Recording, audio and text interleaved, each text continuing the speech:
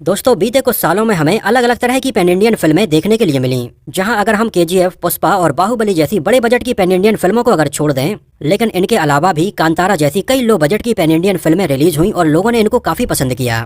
तो वहीं दूसरी तरफ बीते कुछ सालों में पैन इंडियन फिल्मों की भीड़ में कुछ ऐसी फिल्में भी रिलीज हुई जिनको दर्शकों ने बिल्कुल सिरे से नकार दिया। यहाँ तक कि अगर देखा जाए तो ये फिल्में पैन इंडिया पर रिलीज होने के लायक ही नहीं थी।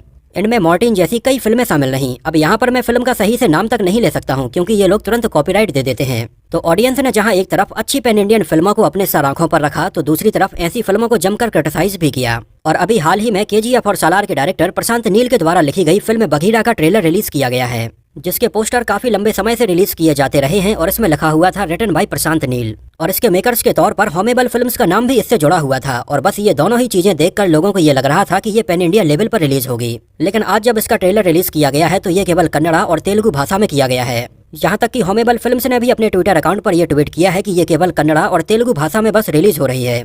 मतलब पिछले एक साल से जो लोग ये आशा कर रहे थे कि शायद फिल्म बघीरा या तो केजीएफ या सालार से कनेक्ट होगी और ये पैन इंडिया फिल्म होगी, लेकिन आज उनकी उम्मीदों पर पूरी तरह से पानी फिर गया है। खैर जो भी है, इसका ट्रेलर मैंने देखा है कन्नड़ा भाषा में, जो वैसे तो समझ में नहीं आया है, लेकिन मैंने इसको सबटाइटल्स में देखा है। और ये ट्रेलर देखकर इस बात का अंदाजा हो जाता है कि इसमें श्री मुरली हमें डबल रोल में नजर आने वाले हैं। जहां एक तरफ इसमें वो हमें पुलिस की यूनिफॉर्म में नजर आते हैं तो वहीं दूसरी तरफ मास्क लगाए हुए बघीरा के तौर पर नजर आते हैं। अब देखो ट्रेलर कैसा है या इसकी कहानी के बारे में अपना ओपिनियन मैं बताऊं तो ये कुछ नया नजर नहीं आ रहा है। ये वही घिसी पिटी पुरानी टाइप की कहानी लग रही है, जहां पर हीरो एक तरफ तो बिल्कुल नॉर्मल सोसाइटी में रह रहा है, लेकिन वहीं दूसरी तरफ जुर्म से लड़ने के लिए, आतंक को खत्म करने के लिए उसका एक दूसरा रूप भी है। यहाँ तक कि बघीरा की यह कहानी काफी हद तक अमिताभ बच्चन की फिल्म शहंशाह से भी इंस्पायर्ड नजर आ रही है, जिसमें भी अमिताभ बच्चन एक तरफ जहाँ पुलिस में होते हैं तो वहीं रात के समय में शहंशाह बनकर गुंडों से लड़ते हुए नजर आते हैं। तो जितना इसके ट्रेलर में अभी देखने के लिए मिला है उस हिसाब से तो इसकी स्टोरी में कोई भी नयापन नहीं लग रहा है।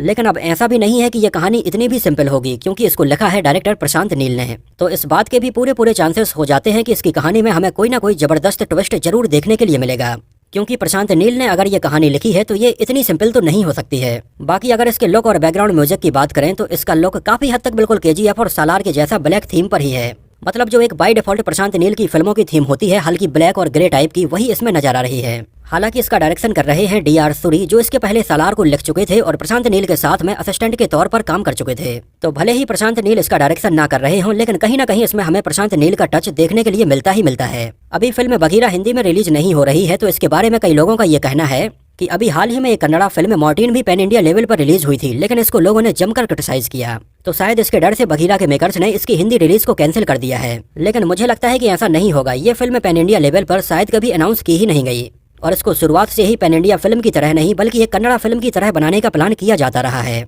लेकिन वो तो इसके साथ में हॉमेबल फिल्म्स का नाम जुड़ा हुआ है, प्रशांत नील का नाम जुड़ा हुआ है, तो ऑडियंस ने ये समझ लिया कि ये भी पैन इंडिया फिल्म ही होगी। दिवाली पर 31 अक्टूबर को ये फिल्म सिनेमा घरों में रिलीज होने वाली है और देखते हैं इसको कैसा रिस्पॉन्स मिलता है। और हो सकता है कि अगर फिल्म को अच्छा रिस्पॉन्स मिले तो आगे चलकर इसके मेकर्स इसको हिंदी में भी रिलीज करें। लेकिन कहीं ना कहीं शायद इसके मेकर्स को भी इस बात का अंदाजा है कि फिल्म की कहानी बहुत ही सिंपल है और ये पैन इंडिया लेवल पर उतनी पसंद नहीं की जाएगी। इस वजह से इन्होंने इसको पैन इंडिया पर रिलीज करने का शायद प्लान भी नहीं किया है। लेकिन हो सकता है कि ये फिल्म अगर कन्नड़ा में बहुत बड़ी हिट हो गई तो आगे चलकर वो इसको पैन इंडिया लेवल पर भी रिलीज करें। फिलहाल ट्रेलर से तो इसका इंप्रेशन बिल्कुल एक टिपिकल साउथ इंडियन फिल्म के जैसा ही लगा है। लेकिन आपकी जानकारी के लिए बता दें कि इसमें नजर आने वाले एक्टर श्री मुरली भी प्रशांत नील के साथ में इसके पहले 2014 में फिल्म उग्रम में काम कर चुके थे। और ये प्रशांत नील की केजीएफ बनाने के पहले की बात है और उस समय ये ब्लॉकबस्टर रही थी। तो श्री मुरली में भी वो पोटेंशियल है, प्रशांत नील की ये राइटिंग है। तो अब देखते हैं आगे क्या होता है। फिलहाल ट्रेलर में इसका बीजीएम अच्छा है, एक्शन सीन तो वही स्लो मोशन में टिपिकल साउथ इंडियन वाले ही लग रहे हैं। लेकिन क्या फायदा, इसके मेकर्स बार बार ऑडियंस को टीज कर रहे हैं from the makers of KGF, Kantara and Salaar, जब ये फिल्म अभी उन्हें हिंदी में रिलीज करनी ही नहीं है। आपका बघीरा के ट्रेलर के बारे में क्या ख्याल है और आपको क्या लगता है कि ये हिंदी में रिलीज होनी चाहिए या नहीं?